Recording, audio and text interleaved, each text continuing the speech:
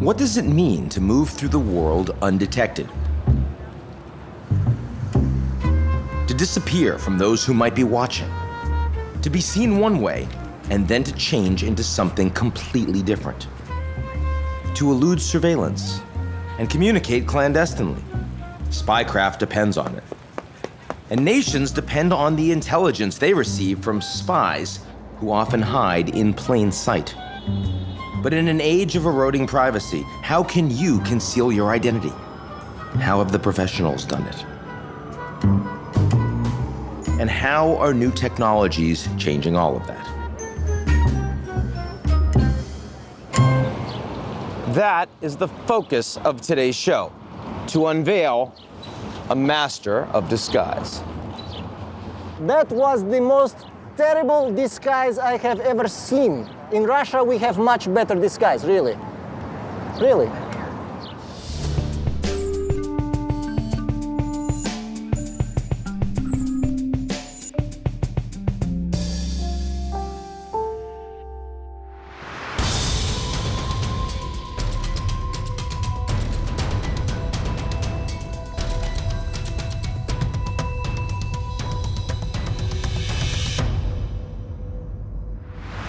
A master of masquerade, a dawn of deception, a capo of camouflage. I have many of these.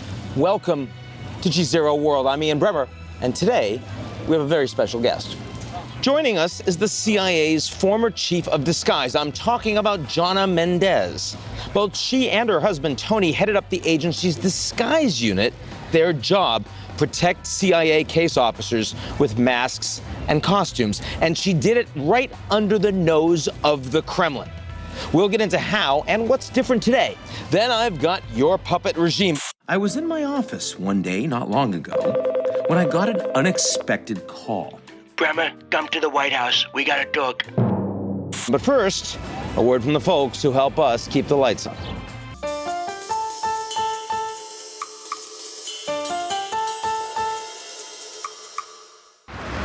The year was 1965. A man named Tony Mendez was living in Denver when he saw a newspaper ad that would change his life and the face of American espionage.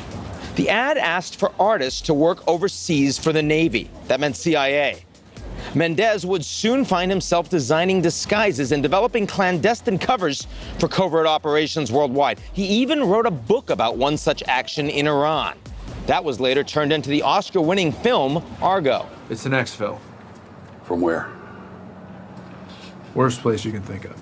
During an operation in Bangkok, Mendez would meet his future wife, Jonna, also CIA officer. And it was Jonna who would eventually take over his job. Now, after 27 years in the clandestine service, she says she wants to set the record straight. There's a few perceptions she'd like to fix. Hollywood often gets it wrong. And the Bourne Identity. Come on, Showtime. But according to Mendez, there's also a few that get it right, namely the FX series, The Americans. But times have changed. The world of espionage is undergoing a revolution. Not only are private contractors now a part of the game, but there's a ton more information to scour. Your cell phone is an explosion of personal data that can be used to crack any cover. New technologies involving computer hacking and facial recognition software are being employed to mine databases that never existed even a few years ago. And China, with its millions of cameras and billions of lines of code, is increasingly at the vanguard. China has over 200 million surveillance cameras monitoring 1.4 billion Chinese citizens, their internet use, where they travel, where they stay, who they're connected with, their behavior. That allows China to put over 1 million Uyghurs in detention camps. They're exporting the technology, too, to countries like Ecuador, the Democratic Republic of Congo, and Pakistan. Can the CIA keep up? Will a simple disguise be enough to evade what the Chinese can monitor? We'll see.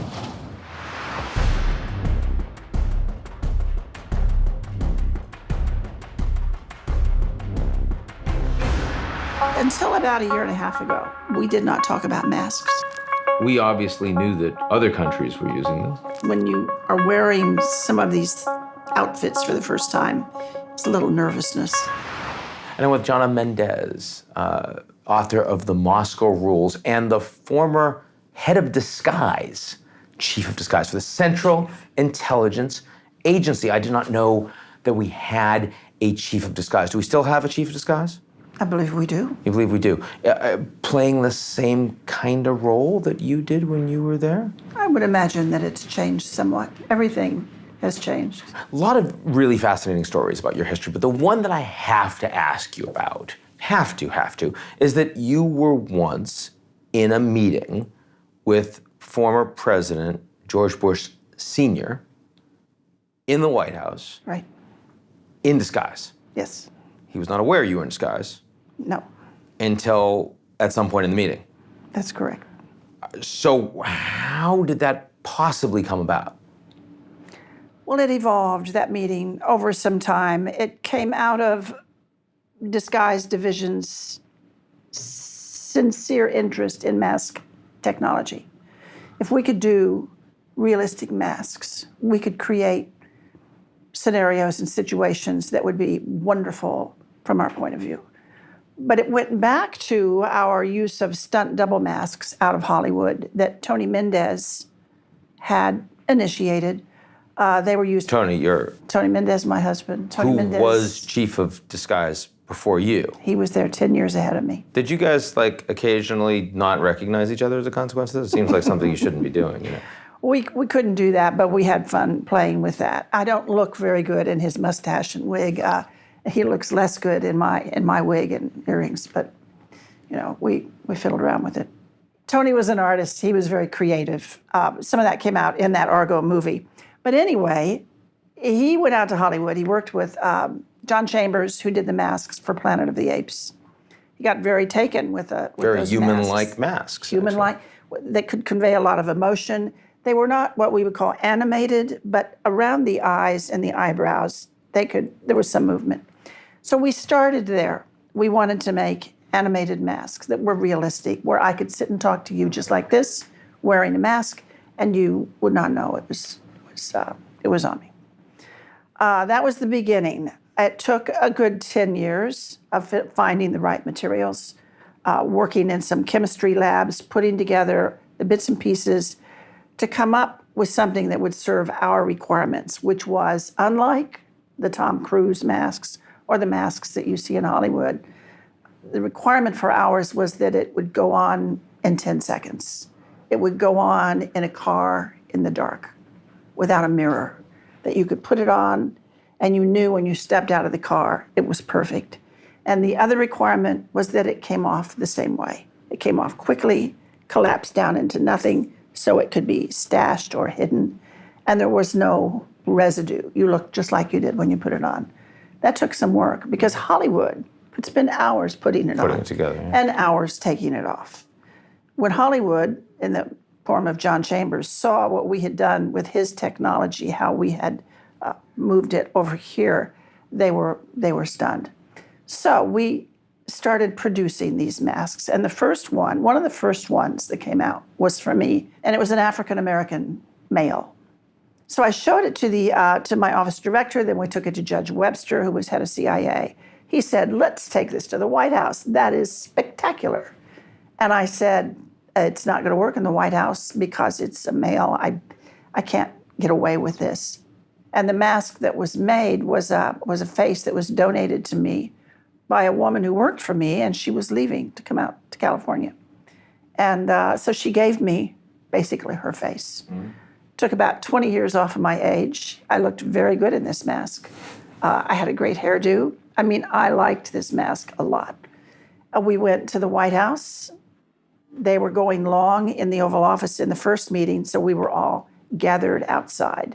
A big group of men and me, the unknown person. They were cracking jokes, and I was a little paranoid because when you are wearing some of these outfits for the first time, it's a little nervousness, and it's the President of the United States. But when we went in and we sat in a half circle around his desk, and I was the first one to brief him. So I took some pictures to show him when he was chief of CIA, wearing our more traditional disguises. President Bush, he had served in that role before? He had served in that role. So I said, "I'm here to show you where we are now. We've moved forward. I'm going to show you the latest new technology." He said, well, where is it? Show me. I said, I'm wearing it, but I'm going to take it off and show it to you. And before I could, he said, no, hold on. And he got up and he walked around. He walked behind me. He's looking, sat back down at the desk. He said, okay, take it off. So I did that Tom Cruise peeling it off as dramatically as I could. John Sununu, who's sitting next to me in a chair, got very bothered by that because he had not been paying any attention. He was making notes for what he was going to say to the president. Sure. You know, he was up next. Brent Scowcroft was there. Bob Gates was there. It was a great crowd. This is a decent piece of cabinet, actually. Yes, yes. What did you see the purpose of having a chief of disguise as being in the CIA for American national security purposes? This is the Cold War days, of course. When I was chief of disguise, and the whole time that I was coming up through the disguise ranks and doing the work, it's all overseas, almost entirely overseas. In my heart, what kept me there all that time was the idea that we were protecting people that were working for us. And I always would take it to worst case scenario, and that was always Moscow. Because the people working with us, for us in Moscow, were in absolute danger if they were discovered. And their tradecraft was very high. Their tradecraft had to be very high. I mean, in Moscow, it was so suffocating, that environment, to do the work. The KGB, their surveillance, this embrace that they had us in, it was almost impossible to move. But we had to move. We had to collect intelligence. The use of disguise there was to let our officers step out of that surveillance perimeter, get on the other side of it, out of the bubble, and go and not meet face to face, because that was too dangerous. Even if you were out of that surveillance bubble, it was still too dangerous. They would kill them if they found them. So just to get our officers out where they could put down a dead drop or put up a signal, pick something up, put something down, make a phone call, mail a letter. Disguise would allow those things to happen. And we went to more and more extreme lengths with our disguises to let that happen. Explain. Well, this is... What is an extreme length, a particularly extreme length in the Cold War? I keep taking this back to my husband, Tony, who passed away in January. He's on my mind. I'm sorry. He was... we had an operation that we wanted to do that would take one of our people down into a manhole. If you think of the beltway that encircles Washington, D.C., this was a manhole on a road like that, heavily traveled. The Ring Road. Think of the Ring Road. That's what we talk about in Moscow, yeah. Think of having an American walking down the Ring Road and dropping into a manhole. This is not a good way to go. So we came up with a new concept called Disguise on the Run, which meant that you can change your appearance while you're walking through crowds on the street in front of everyone. The more people, the better. The crowd is part of the operation. So to demonstrate it, we set up a scenario in our buildings over by State Department where we had a long, dimly lit hallway. We put the office director at one end and we put my husband at the other end. And he had 45 steps and 45 seconds to show our office director how he was going to change his appearance walking down a street. You had to imagine the crowd, but he's just walking straight at the director. So Tony stands at one end. He's got a briefcase, a raincoat. He's wearing a suit. That's it. He starts walking toward the director. Now, this is going to sound silly, but you have to hold your laugh till I tell you what happened at the end. He starts walking forward, sets down the briefcase, takes off his raincoat. But he didn't take it off any old way. He peeled off his raincoat. So he turned it inside out. He's holding the sleeves. And when he's out of it, and it's inside out, it's a woman's coat. It's pink, and it's kind of dirty, and it's got a shawl attached to it. And he puts that on. He takes a couple of steps, pulls up his pants. There's Velcro. He's wearing black men's shoes, black stockings. He reaches down, takes off a shoe cover. Now he's wearing black Mary Janes. He's got two men's shoes, which he puts in the top. Now he's got breasts. Pulls the coat together, pulls the shawl up. A gray wig drops down, covering his hair. reaches in his pocket, puts on a mask, just like that, has his briefcase, hits a button, pops open. It's a grocery cart full of groceries. It's inflated. It's a brown bag with bread, celery sticks. Keeps walking, keeps walking. This is James Bond stuff we're talking about. This is Tony Mendez, the creative guy that worked in our midst, thank goodness.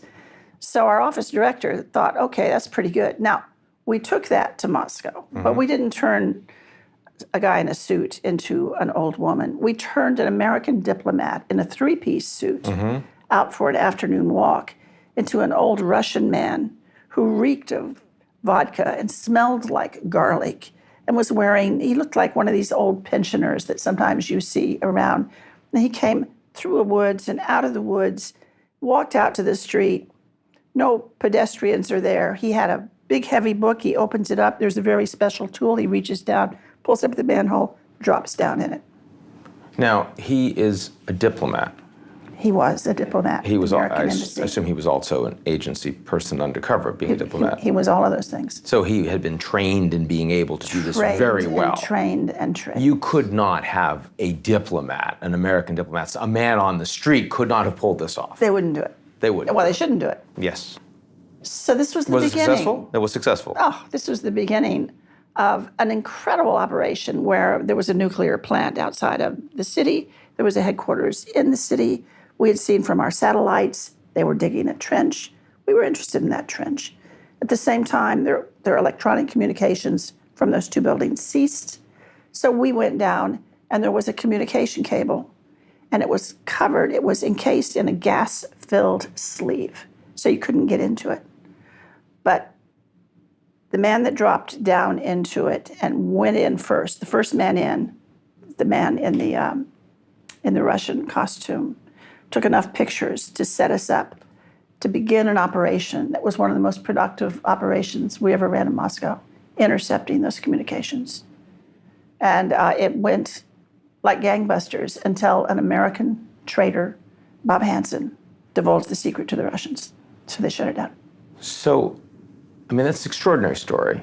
When I hear about some of the efforts of U.S. intelligence to go after our enemies in the field during the Cold War, some of the most extraordinary ones I hear about the Cubans and efforts to assassinate Fidel Castro, exploding cigars, coconuts underwater while he's scuba diving. Were there efforts on the disguise side to infiltrate effectively to get close to Fidel? I don't know of any particular efforts in that arena. I do know of those attempts at assassination. I know that they failed. I know that the men in my office said at one point, if they want to assassinate him, they should get a professional. They were talking like a mobster, not us. We clearly couldn't handle that very well. Our exploding cigars failed. They thought if the government really thinks they need to assassinate Castro, they should get a professional. Because they said we weren't really in the business of assassination. We really weren't in that business. Yeah. So, I mean, how much do you think all of this has changed post-Cold War? I mean, we had this brief period of time when it seemed like we no longer had to worry about these big spy versus spy issues. U.S.-Russia relations today seem to be every bit as bad as they were during the Cold War. China, a very different kind of competitor, but nonetheless, all sorts of stealing each other's secrets, national security concerns. Yeah. What do you think about the way that the world has evolved? I think you could make a case that maybe the Cold War isn't over, that it's just tamped down, that it got muffled, that it got put into a lower level, a lower echelon. Putin was KGB, and it shows. They're very heavy-handed. It's very coarse what they're doing. There's no nuance at all. He is a thug, and they are behaving like thugs. They're going into our ambassadors' residences. I'm in the middle of Ambassador McFall's book. Yeah. He was there 2012 to 2014. Yeah, we've had him on the show. I wish I had seen that show. I'd like very much to listen to him talk. But I mean, the things that they've done, breaking into Americans' apartments, making aggressive moves with helicopters on defense attaché cars that are on approved trips out of the city. It's not a friendly place, but it's never been a friendly place. Do you think that in terms of these efforts that we have to ensure the safety of our people and to carry out counterintelligence, are the Russians the most capable still today, or has it become much more diffuse? I think the Russians have always been so capable. They put so much energy into it. There's a Russian general, Oleg Kalugin, Sure. who works with us at the Spy Museum. And he's written quite a bit, actually. He's written quite a bit. The Second Directorate was the name of his book. In that book, he said at one point that there were 50,000 KGB officers in Moscow. He's also said that there are, as many, if not more, Russian operatives in the United States today as there ever have been. It's never eased off. It's never slacked off. It's absolutely still there. But you see they're working from different platforms now. They're working from electronics, from cipher, from hacking stations. Now, we're sitting here in the nation's capital right now. I'm a piker. I'm an amateur. I'm not involved in spycraft. If I wanted to disguise myself so I could walk down the street and look completely different, no prosthetics, I don't have anything special, no masks, what would you tell me to do? I would tell you to just look it up. Look at a picture of yourself and just go up and down. It's not about your face, always. It's part of it. The facial oval is a piece of it. But everything from the way you walk, what you do with your hands, everything from what you wear, the kinds of clothes that you wear, what you carry. You can come in to the facial oval, and if you wear glasses, take them off, put on contacts. You can change your hair. It's easy as can be. You can put on a hat. When we talk to some younger people, we talk about stereotyping, how people look at you, glance at you, and they make assumptions, big assumptions. It's like you have a barcode on you. People scan you and they go, oh, I know who that guy is. He drives that BMW over there. And this other guy, he drives that pickup truck. So to make that point, we have like a baseball cap with a ponytail hanging down behind it. That's the guy that drives the truck. You show that to a bunch of young people in a classroom and you say, this guy's in front of you in line at 7-Eleven. It's 6:30 in the evening. What did he drive in? He's in a truck. What's he listening to on the radio? They know. What's he buying? He's buying beer. What kind of beer? They know what kind of beer. They know that guy. Mm-hmm. What we would like to do when we were disguising people is play into that stereotype. Give them just the handles that they need. They make the rest of the assumptions. So for instance... Things they think they saw. They didn't actually see. Their brain's just filling it in. You take a diplomat, take his tie, unbutton his shirt, put a gold chain there, put too much cologne on him, have him take off his wedding ring, where you can still see the white band where he's married, but his ring is gone. You just start fooling around a little bit like that, add a tattoo, pierce some, he's over here. This is no longer an American diplomat. This is another guy. So there are different levels of disguise. Only a few of them have to do with putting on a mustache and a wig. Jonna Mendez, lovely to have you on. Thank you so much. Thank you. Good to be here.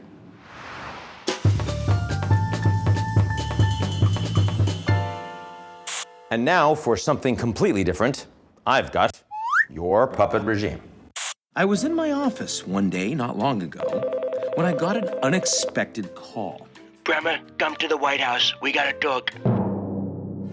Mr. President, thanks for your time. I have some ideas for you on a GZERO world and where I think America First could... Quiet, Bremmer. Okay, you screwed up.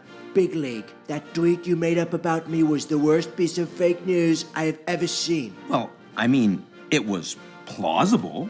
Ian, proper fake news should not be plausible, okay? You gotta go big league. For example, like, Mexico is already paying for the wall.